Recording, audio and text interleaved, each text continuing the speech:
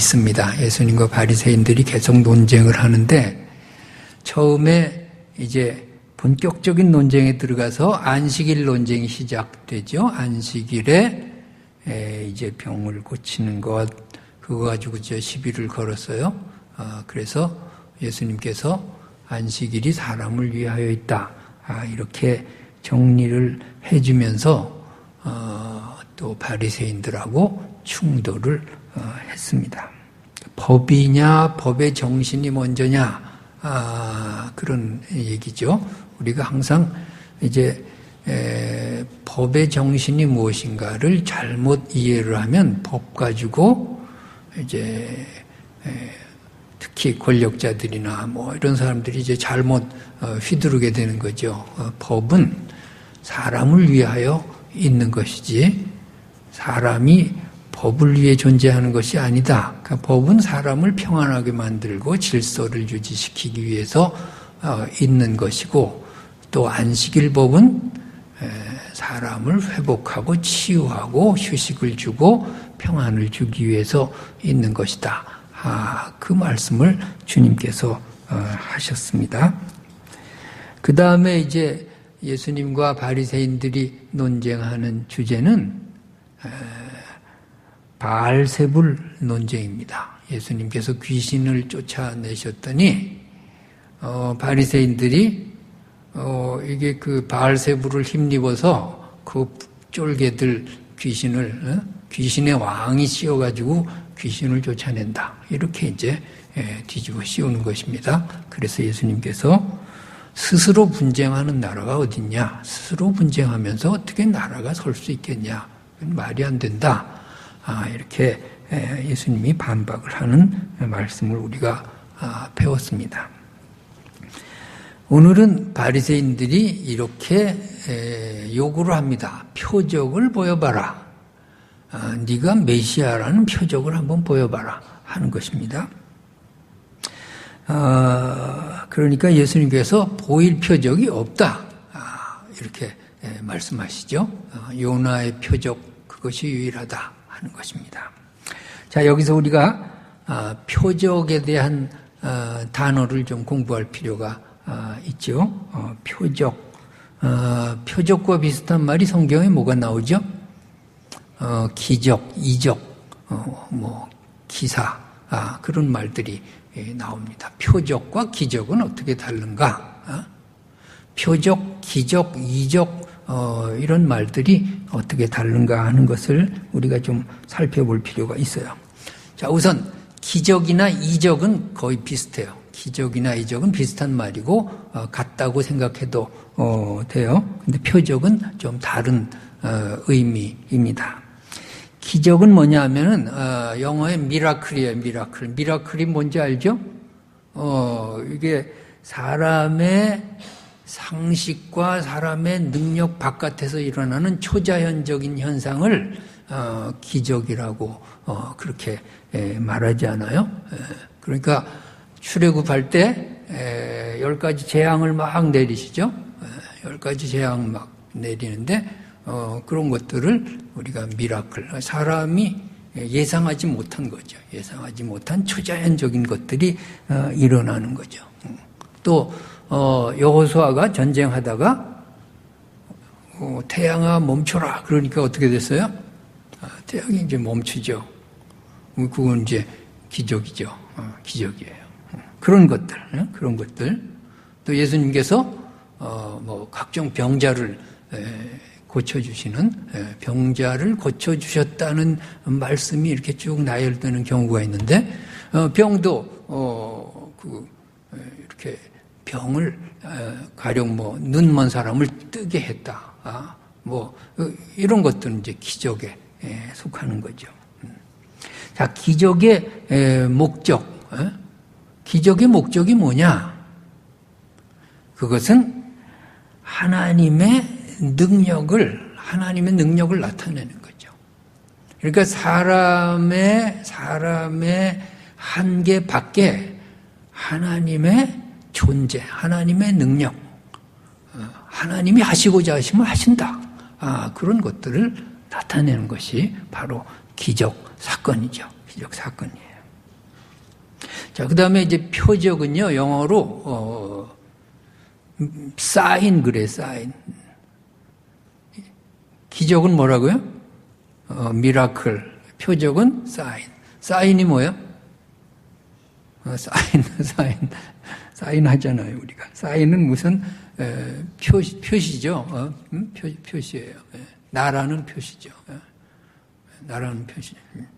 그러니까 요 세메이온이라고 하는 표적이란 말이 영어로 사인인데, 이거는 뭐냐 하면은 그것을 행하는 사람을 증명하는 도구예요. 어떤 사람에 대해서 증명해주는 도구로 활용이 되죠. 그러니까 모세가 하나님이 보낸 사람이냐 아니냐, 어떻게 알 수 있어요? 그럼 이제 지팡이를 탁 던지는 거죠. 지팡이를 탁 던졌을 때 이게 뱀이 되잖아요. 자, 그런 것들, 그 뱀이 된다는 것이 하나님이 보냈다는 표시로 그것이 행해졌으면 그것은 표적이라 그래요. 표적이라고. 그러니까 예수께서 병을 고친 사건이 기적이 될 수도 있고 표적이 될 수도 있어요. 그러니까 예수님이 메시아라는 것을 어떻게 증명할까? 그런 거죠. 저걸 보면서 예수님이 정말 메시아구나, 하나님의 아들이구나, 이렇게 증명이 되는 사건이면 그것은 표적이라, 이렇게 이제 우리가 말하면 되죠. 우리 마태복음 11장 2절에서 5절의 말씀, 요한이 옥에서 예수님을 의심합니다. 오실 그이가 당신입니까? 그랬더니 예수님이 말씀하시는 그게 표적이죠. 2절부터 한번 읽어볼까요? 요한이 옥에서 그리스도께서 하신 일을 듣고 제자들을 보내요. 예수께 여짜오되 오실 그이가 당신이오니까 우리가 다른 일을 기다리오리까? 예수께서 대답하여 이르시되 너희가 가서 듣고 보는 것을 요한에게 알리되 맹인이 보며 못 걷는 사람이 걸으며 나병 환자가 깨끗함을 받으며 못 듣는 자가 들으며 죽은 자가 살아나며 가난한 자에게 복음이 전파된다. 자, 지금 동문서답 하시는 것 같죠? 오실 그이가 당신입니까? 이것은 세례 요한이 표적을 보여주십시오, 그런 말이죠. 메시아됨을 좀 어떻게 증명해 보십시오, 그런 말이죠. 그랬더니 예수님이 이렇게 말씀하세요. 맹인이 보며 못 걷는 사람이 걸으며 나병 환자가 깨끗함을 받으며 못 듣는 자가 들으며 죽은 자가 살아나며 가난한 자에게 복음이 전파된다 하라. 자, 이것이 왜 행해졌냐? 그것을 보면서 내가 메시아인 줄 좀 알아라, 그 말이죠. 그 표적으로 주어졌죠. 표적으로.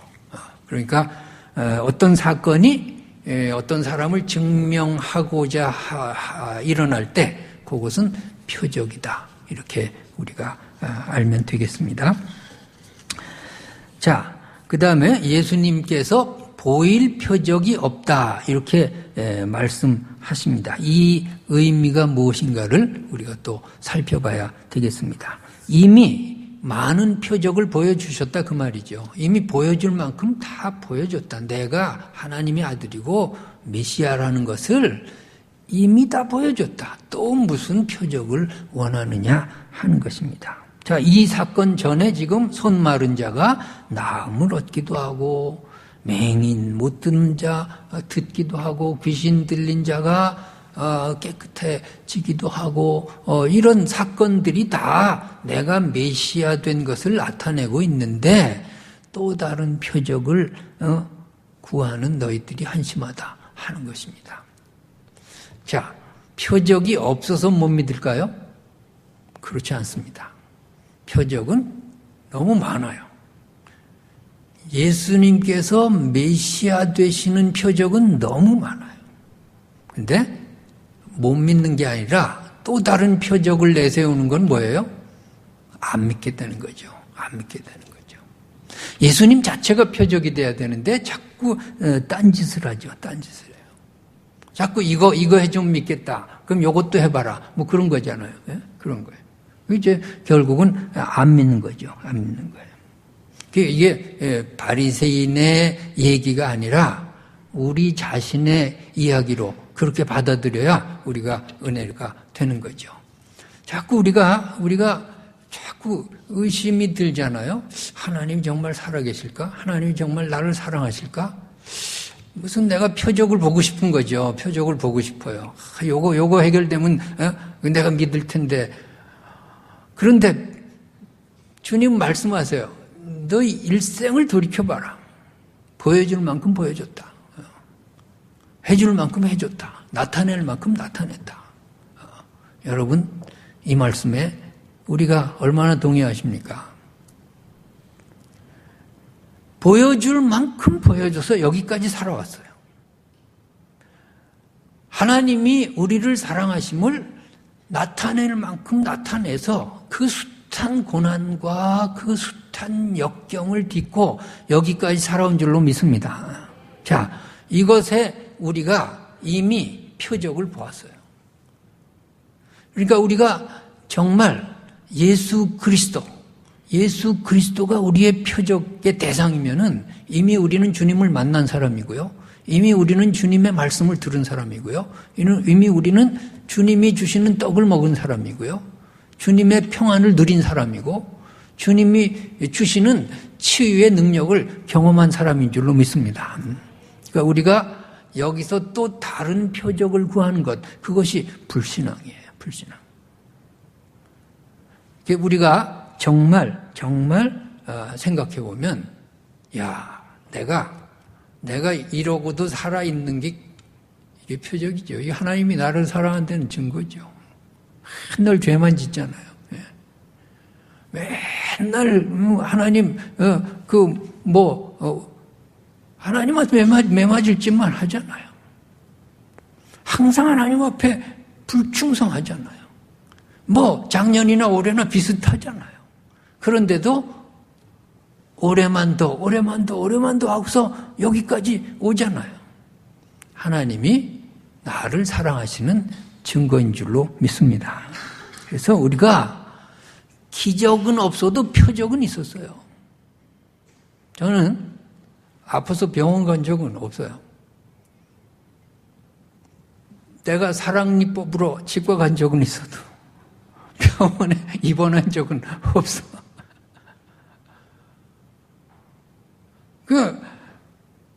아파봤어야 내가 이렇게 막 기적이다 할 텐데, 아파본 적은 없어요. 내 치아가 다 금리빨이 하나도 없이 다 내 거야. 임플란트 나 그런 건 몰라. 썩은 이빨도 하나도 없어. 좀 놀래보세요, 좀 놀래. 그래서, 이게 병원 신세라는 걸 몰라. 자, 이것은 내게 적어도 건강에 관한 기적은 없어요. 죽을 병 걸렸다 나서야 기적이지. 그러나 이건 표적이에요. 하나님이 나를 사랑하신다는 표적이고요. 하나님이 나와 함께 하신다는 표적이고요. 하나님이 나를 지키신다는 표적이고요. 여러분 이것을 믿으시기 바랍니다. 표적이 중요해요. 표적이. 그냥 꽉 망했다가 일어나야 그래야 신앙이 좀 살겠습니까? 안 망하고 그냥 그런 대로 밥 먹고 사는 것, 그걸 감사하시기 바랍니다. 이게 중요하다니까. 죽을 병 팍 걸렸다가 그냥 사경을 헤매다가 살아나야 그래야 좀 신앙이 붙겠어요? 병원 걸리고 지금 평안히 살아가는 것, 여기서 하나님의 살아계심을 느끼시기 바랍니다. 그래요. 그 얼마나 감사한 일이에요. 너무 감사한 일이에요.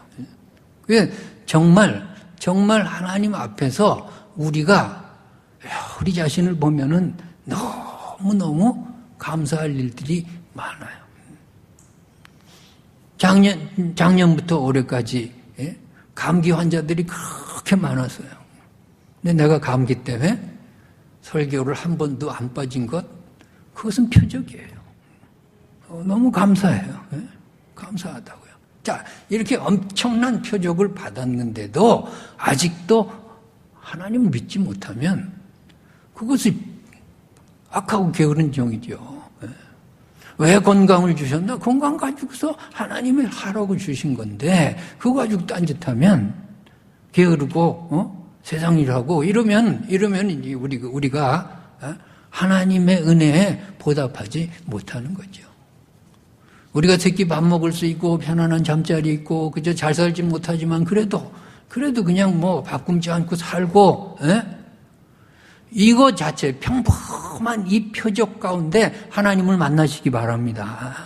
하나님 만나고 정말 감사한 일들이 많이 생겨야 하겠습니다. 하나님의 눈으로 보면 우리는 정말 못됐어요. 정말 악해요. 정말 우리가 아주 하나님의 징계를 받을 만해요. 그런데 오늘도 하나님이 그럭저럭 나를 그냥 보호하시고 우리 가정을 보호하시고 우리 교회를 보호하시고 우리가 이렇게 어려운 가운데서도 대한민국이 이만큼 그냥 나가잖아요. 이야 참 신기해요. 이거 막 그냥 엉망진창 막 뒤죽박죽 뭔가가 지금 사건도 터지고 막 그냥 내후외환이 돼야 되는데 그래도 이 나라가 이렇게 가는 것 이거 자체가 하나님이 우리나라를 사랑하신다는 표적인 줄로 믿습니다. 그래서 이걸 감사할 줄 알아야 돼.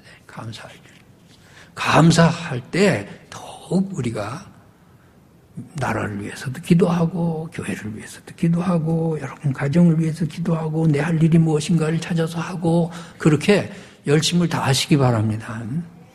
보면은 이게 자꾸 우리가 기적을 바래요. 그래서 꽉 죽었다가 죽을 병 걸렸다가 막 암 걸렸다가 나면 그때부터 새벽기도 나오고 수요일 예배 나와.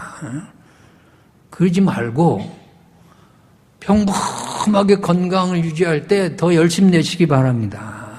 여기서 열심을 내야 돼요. 이게 더 소중한 거지. 뭔가 막 큰 사건 다음에 그 다음에 신앙이 막 업그레이드 되는 사람들이 있어요. 그러지 말고 평범하게 하나님이 평범한 삶을 주실 때 그게 더 귀하다고 생각하고 열심을 다하시고 최선을 다하시기 바랍니다. 그것이 표적, 예수 그리스도를 표적으로 삼는 사람들의 삶이에요. 그냥 평범하고 아무 일 없으면 그 다음엔 제잘난 못에 사는 거야. 아무런 하나님에 대한 감각이 없어요. 그냥 이렇게 된다니까요. 그 매일매일의 삶 속에서 평범한 가운데서 하나님이 나를 얼마나 사랑하시나 그런 걸 좀 강하게 느끼시기 바랍니다. 그 다음에 두 번째로 예수님께서는 악하고 음란한 세대에게 표적을 보일 가치가 없다. 이렇게 말씀하고 계시는 것입니다. 표적을 보일 필요가 없는 것입니다. 왜? 사람이 악하고 음란하니까 표적을 또 보일 수도 있어요. 그러나 믿지도 않을 건 뭐로 또 보이겠느냐 그 말입니다. 하나의 표적 거기에 만족하지 못하고 또 표적을 이것이 유대인들의 예수님을 대하는 모습이에요. 심지어는 십자가에 예수님이 달리셨는데 거기다가 표적을 구해요. 네가 메시아면 하나님의 아들이면 뛰어내려 봐라. 그러면 믿겠다. 뛰어내리면 믿겠습니까? 그래도 안 믿어요. 왜? 십자가 사건 바로 일주일 전에 죽은 나사로가 4일 만에 살아났거든요. 불과 일주일 전 사건이에요. 그 소문이 온 예루살렘에 다 퍼져 있는 거예요, 지금. 실제로 본 사람도 많아요. 그리고 나사로를 만날 수도 있어요. 죽었던 나사로를 직접 만날 수도 있어요. 그런데도 안 믿어요. 그러면 또 다른 표적이 뭐가 필요합니까? 십자가에서 뛰어내린들 그 사람이 믿겠습니까? 사람이 악하면 진리를 받아들일 수가 없어요. 여러분, 내 마음이 항상 악해지지 않도록 조심하시기 바랍니다. 하나님의 말씀에 대해서 악해지면 하나님 말씀이 들어오지가 않아요.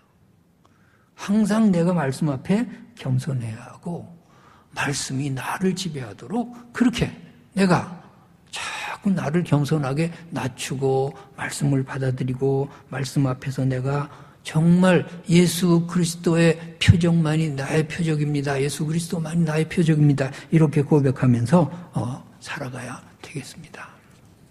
예수님께서 그런 말씀도 하셨죠. 피리를 불어도 춤추지 않고 애곡하여도 슬퍼하지 않는다. 악하고 음란한 세대에 예수님의 말씀이 먹혀 들어가지가 않는 거죠. 이 시대가 그런 시대가 아니겠습니까? 정말 악해요. 악해. 그리고 음란해요. 악한 것과 음란한 것이 같이 가요.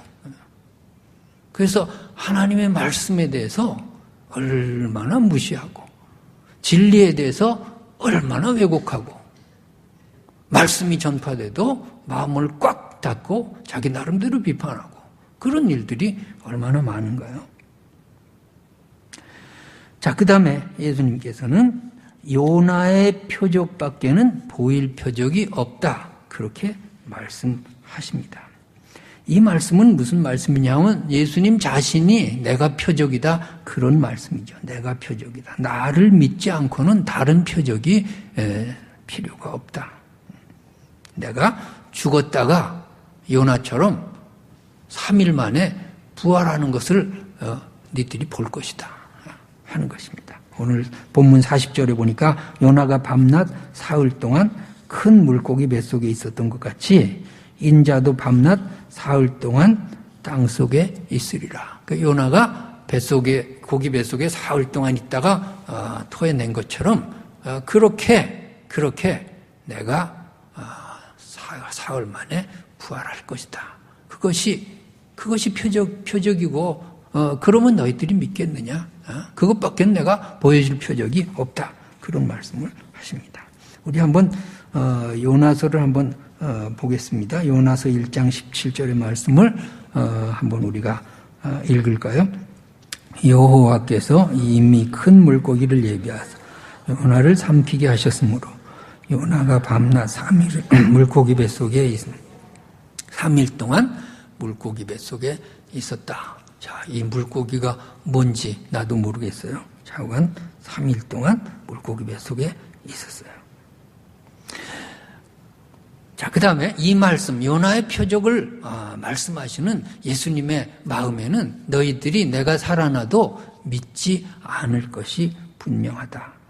그런 말씀을 담고 있습니다. 41절에 보니까 오늘 본문에 심판 때에 니느웨 사람들이 일어나 2세대 사람을 정죄하리니 이는 그들이 요나의 전도를 듣고 회개하였음이거니와 요나보다 큰 이가 여기 있으며 니느웨 사람들은 요나의 전도를 받고 회개했어요. 니느웨 사람들은 악하지만은 요나의 말을 듣고 마음을 돌이켰어요. 죄를 뒤집어쓰고 회개했어요. 그런데 예수님이 부활한다고 해도 너희들이 믿겠느냐? 그러니까 심판받아. 니느웨 사람들이 너희들을 책망할 것이다. 니느웨 사람들보다 못하니까. 그런 말씀이죠. 그런 말씀. 우리 요나서 3장 4절에서 7절의 말씀 제가 읽겠습니다. 요나가 그 성읍에 들어가서 하루 동안 다니며 외쳐 이르되 40일이 지나면 니느웨가 무너지리라 하였더니 니느웨 사람들이 하나님을 믿고 금식을 선포하고 높고 낮은 자를 막론하고 굵은 베옷을 입은지라. 그 일이 니느웨 왕에게 들림에 왕이 보좌에서 일어나 왕복을 벗고 굵은 베옷을 입고 제 위에 앉으니라. 왕과 그의 대신들이 조서를 내려 니느웨에 선포하여 이르되 사람이나 짐승이나 소떼나 양떼나 아무것도 입에 대지 말지니 곧 먹지도 말 것이요 물도 마시지 말 것이며 사람이든지 짐승이든지 다 굵은 베옷을 입을 것이요 힘써 하나님께 부르짖을 것이며 각기 악한 길과 손으로 행한 강포에서 떠날 것이라. 하나님이 뜻을 돌이키시고 그 진노를 그치사 우리가 멸망하지 않게 하시리라. 그렇지 않을 줄 누가 알겠느냐 한지라. 하나님이 그들이 행한 것 곧 그 악한 길에서 돌이켰다는 것을 보시고 하나님이 뜻을 돌이키사 그들에게 내리라고 말씀하신 재앙을 내리지 아니하시니라. 그래서 니느웨 사람들은 요나의 전도를 듣고 요나가 전한 하나님의 말씀을 듣고 회개하고 그 회개의 결과 멸망당할 민족이 구원을 얻었어요. 그러면 요나보다 큰 예수님의 이 표적, 죽음과 부활의 이 표적을 듣고 보고도 믿지 않는다면 그러면 니느웨 사람들이 너희들을 심판할 것이다. 망하는 거죠.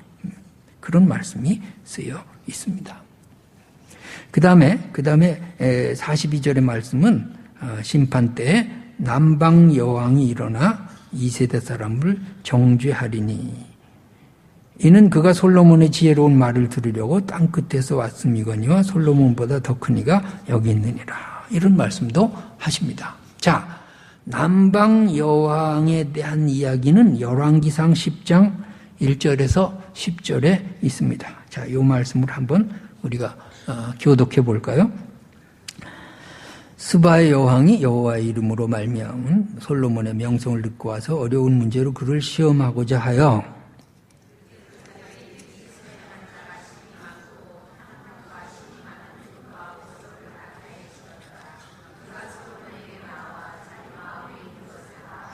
솔로몬이 그가 묻는 말에 다 대답하였으니 왕이 알지 못하여 대답하지 못한 것이 하나도 없었더라.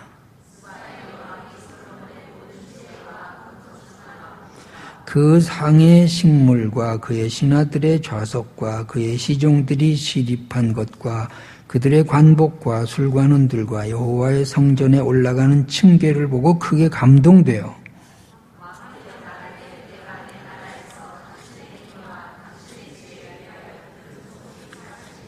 내가 그 말들을 믿지 아니하였더니 이제 와서 친히 본즉 내게 말한 것은 절반도 못 되니 당신의 지혜와 복이 내가 들은 소문보다 더하도다.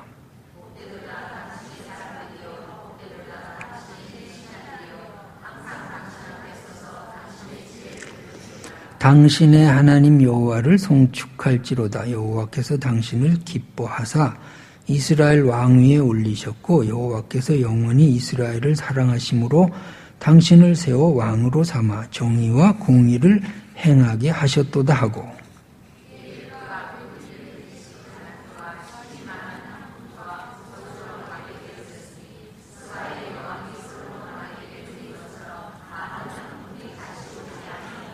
이것이 이제 남방 여왕 스바 여왕이라고 하는 여왕과 솔로몬에 관한 이야기인데 그 세대 사람들이 너희들을 정죄할 것이다 하는 겁니다. 자, 이 남방은 어딘가 이것에 대해서 학자들이 의견이 분분하지만 옛날에는 뭐 저기 이디오피아라고 하기도 하고 이집트라고 하기도 하고 저 멀리까지 아프리카까지 갔는데 지금은 남방이 아마도 아라비아반도 남쪽일 것이다. 지금의 예멘의 한 부족일 것이다. 거기 이제 스바라는 말과 비슷한 족속의 이름이 발견이 됐어요. 그래서 지금의 예멘이라고 하는 그 아라비아 반도 남쪽에 거기 부근일 것이다. 이렇게 추측을 하고 있습니다. 자, 거기에 스바 여왕이 솔로몬을 만나러 이제 예루살렘까지 오는데 그 길이가 지금 이렇게 보니까 한 2,400km 정도 돼요. 그때는 고속도로가 없었겠죠. KTX도 없었겠죠. SRT도 없었겠죠. 택시도 없었겠죠. 그럼 뭐 타고 와요? 사막에는 말도 못 와. 낙타는 그렇게 빨리 가진 못합니다. 그러니까 천천히 오니 이게 몇 달 걸리는 겁니다. 몇 달 걸려야 돼요. 호텔도 물론 없었겠죠. 텐트 치고 야영하면서 몇 달을 걸려가요. 왜?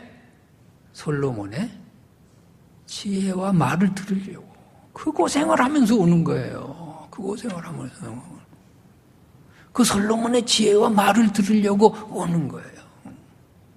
그 간절한 열망으로 오는 거예요. 근데 너희들은 지금 내가 앞에서 솔로몬보다 큰 이가 앞에 있어도 너희들이 듣지 못하고 깨닫지 못하느냐 하는 것입니다. 자, 우리가 하나님의 말씀을 듣는데 너무 행복해요. 너무 행복해.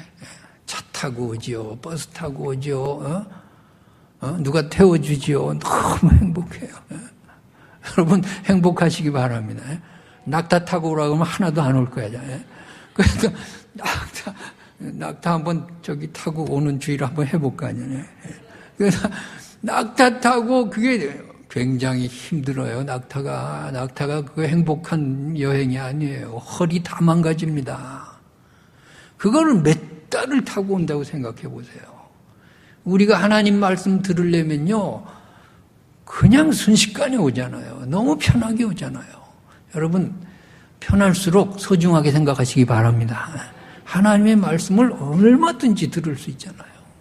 뭐 솔로몬의 그런 말이겠습니까? 하나님의 말씀을 얼마든지 들을 수 있는데 우리가 예배 시간을 소홀히 하고 우리가 예배 시간에 대해서 귀하게 여기지 않고 이렇게 하면은 우리는 정말 아마 그 시대의 사람들로부터 책망을 받을지 몰라요.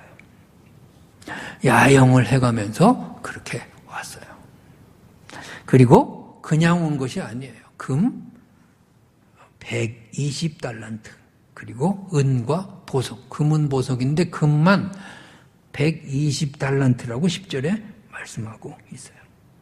심이 많은 향품과 보석을 왕에게 드렸다. 금 120달란트 그것만 해도 얼마나 될까요? 1,000억이 넘죠. 1,000억이 넘어. 그러니까 이거 다 합하면 한 1,500억에서 한 2,000억 사이가 안 될까. 1,000억. 여러분 손에 쥐었으면 좋겠죠. 그러니까 그냥 온 게 아니라 말씀으로 들으려고 그냥 선물을 가지고 오는 거죠. 선물을 가지고 오는 거예요. 왜 하나님의 말씀을 들을 때 우리가 정말 황금 유약 모략을 가지고 동방박사도 몇 달 걸려서 오는데 그거 들고서 아기 예수께 바치는 그런 심정으로 우리가 예배를 드리면 좋겠습니다. 예배는 내가 무엇인가를 얻어가는 그것이 기본적인 자세는 아니에요. 예배는 서비스예요. 하나님께 내가 드리는 거예요. 몸도 드리고 마음도 드리고 시간도 드리고 물질도 드리고 아버지 앞에 모든 걸 드림으로써 뭐 하나님 그걸 받으시겠어요? 그것을 근거로 우리에게 10배, 100배 축복하실 줄로 믿습니다. 그것이 하나님의 복의 원리예요. 이렇게 고생하고 바치고 이렇게 해서 그 수천 킬로를 솔로몬의 이야기를 들으려고 온 이 사람들이 너희들을 심판할 것이다. 이렇게 주님께서는 말씀하고 계시는 것입니다. 우리가 정말 하나님의 말씀에 대해서 하나님의 말씀으로 받고 하나님의 말씀으로 소중하게 생각하는 그런 마음 자세가 우리에게 정말로 필요할 줄로 믿습니다. 그래서 하나님 말씀 이게 중세 때는 교인들이 이거 볼 수도 없었어요. 다 라틴어로 돼가지고 또 봐도 몰라요. 근데 중세 때는 손에 만지기만 해도 죄야. 펼치면 이건 사형이야. 그래서 성경을 몰랐어요, 교인들이. 그러니까 중세 같은 시대가 된 거죠. 하나님의 말씀을 접할 기회가 없어요. 오늘날 이렇게 내가 그냥 하나님의 말씀에 대해서 마음대로 펼칠 수 있고 마음대로 읽을 수 있고 마음대로 하나님의 말씀 속에서 하나님과 만날 수 있고 이걸 소중하게 생각하시기 바랍니다. 그러니까 이렇게 귀중한 시간에 하나님의 말씀을 주중해 내가 시간 정해놓고 읽고 정말 말씀 가운데서 하나님 만나고 뜻을 발견하고 이런 것이 정말 우리에게 기쁜 마음으로, 즐거운 마음으로 있어야 하겠습니다. 하나님의 말씀이 내게 얼마나 소중한데 이렇게 마음대로 내가 접할 수 있을까? 어디서나 하나님 만날 수 있을까? 생각해 보면요, 우리가 은혜의 시대에 살아가는 거예요. 은혜 시대. 그 다음에 우리가 예수님의 말씀이 더러운 귀신 들린 세대의 이야기를 하십니다. 그래서 43절부터 보면 더러운 귀신이 사람에게서 나갔을 때 물 없는 곳으로 다니며 쉬기를 구하되 쉴 곳을 얻지 못하고 있다가 살았던 집으로 다시 들어간다. 사람의 마음이죠. 사람의 마음이죠. 그러면 전보다 더 악한 귀신이 7을 데리고 들어와서 사람이 나중 형편이 더 심하게 된다 하는 것입니다. 예수를 앞에 두고도 믿지 못하는 세대가 바로 그런 세대다 하는 것입니다. 예수님의 말씀을 직접 들으면서도 회개하지 못하는 그런 상태에 빠질 때 이렇게 그저 귀신이 하나님의 말씀이 내 안에 담겨져 있지 않으면 귀신한테 내가 지배당하는 거죠. 마귀의 종이 되는 거죠. 우리는 아이덴티티가 나 혼자 살 수 있는 것이 아니에요. 우리는 성령의 지배를 받든지 아니면 마귀의 지배를 받든지 둘 중에 하나인 것입니다. 여러분의 마음을 여러분 스스로가 사는 것이 아니 컨트롤할 수가 없는 거예요. 성령의 지배를 받도록 항상 내가 하나님의 말씀을 환영하고 그 말씀 안에서 살아갈 수 있기를 바랍니다. 하나님의 말씀을 배척하는 것은 배척하는 걸로 끝나는 게 아니에요. 그 빈집이 된다니까요. 빈집이 돼요. 내가 성령을 싫어하고 하나님 말씀을 싫어하고 내가 말씀 듣는 것을 싫어하고 말씀을 반대하고 말씀에 대해서 내가 의심하고 말씀에 대해서 내가 귀찮아할 때 그 빈 공간을 누가 차지하는가? 그것이 바로 귀신들의 놀이터가 되는 것이고 마귀가 지배하는 그런 공간이 되는 것이다 하는 것입니다. 내 마음의 주인이 항상 하나님이 되도록 그렇게 하나님을 환영하고 예수 그리스도의 영으로 인도함 받는 여러분들 되시기 바랍니다. 그래서 항상 하나님의 말씀이 내 좌우명이 되고 하나님의 말씀이 나를 움직이고 항상 하나님 말씀과 가까이 있으면은 하나님의 말씀대로 내가 어떻게든 살려고 그렇게 방향을 잡아가는 거죠. 그러면은 죄 짓지 않을 수 있고요. 거짓말하지 않을 수 있고요. 물질에 대해서 탐심을 부리지 않을 수 있고요. 그리고 위선을 떨 수도 없고요. 내가 교만할 수도 없고요. 하나님 말씀이 항상 나를 지켜주고 하나님 말씀이 나를 항상 경책하고 하나님 말씀이 항상 일러주잖아요. 말씀을 내 안에 담고 내 삶의 주인이 예수 그리스도이심을 항상 인정하고 하나님의 사람으로 살아갈 수 있기를 바랍니다. 우리 가정도 마찬가지죠. 가정도 내가 가장이 아니라니까요. 여러분이 가정주부가 아니고 그 가정의 주인이 누구냐고요. 예수 그리스도가 여러분 가정의 주인이 되시기 바랍니다. 그래서 이 가정을 사탄 마귀한테 뺏기지 않고 항상 주님 앞에 드리고 주님께서 인도하시는 가정이 될 수 있도록 그렇게 여러분 항상 노력하시기 바랍니다. 교회도 마찬가지죠. 교회 주인이 누구죠? 예수 그리스도예요.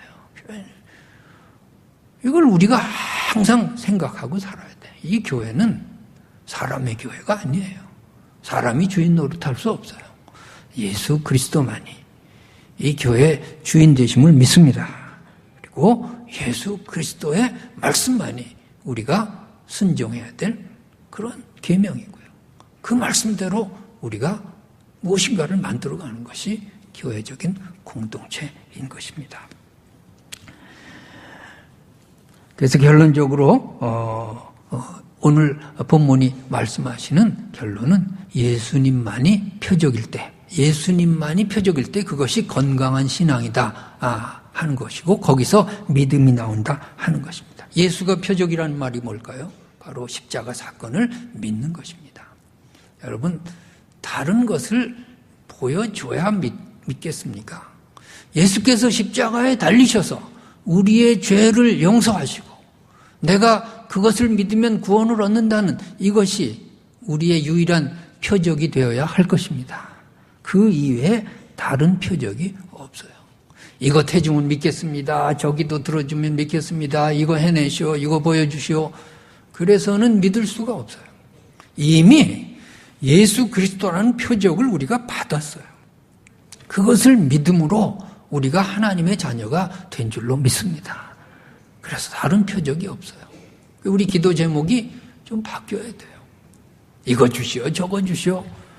뭐 그런 기도도 해야 되겠지만 하나님, 예수 그리스도를 통해서 우리에게 다 주신 하나님의 은혜를 발견하게 해주십시오.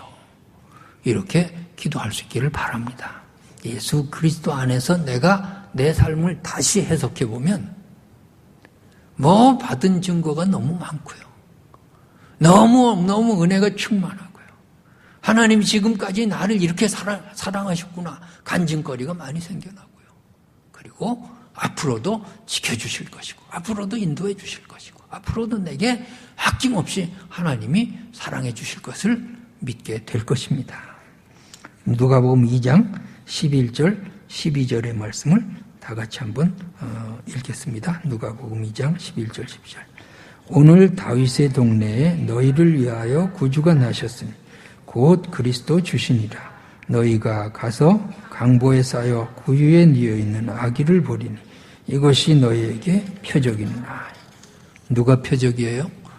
아기 예수가 표적이에요. 다른 표적이 없어요. 예수 그리스도를 표적으로 십자가에 달리신 예수 그리스도가 바로 우리를 사랑하셔서 죽기까지 그렇게 순종하시고 우리가 그걸 믿음으로 구원을 얻고 이렇게 은혜의 자리에서 행복하게 신앙생활하고 살 수 있다는 것. 이것을 통해서 우리가 하나님의 사랑을 깨달을 수 있기를 바랍니다. 사순절 기간에 우리가 무엇을 자꾸 바라봐야 될까요? 십자가를 자꾸 바라보면서 야, 내가 죽어야 될 그 자리에 주님이 대신 죽으셨구나. 내가 희생당해야 되는데 주님이 대신 나 대신 죽으셨구나. 이 은혜에 감격하시기 바랍니다.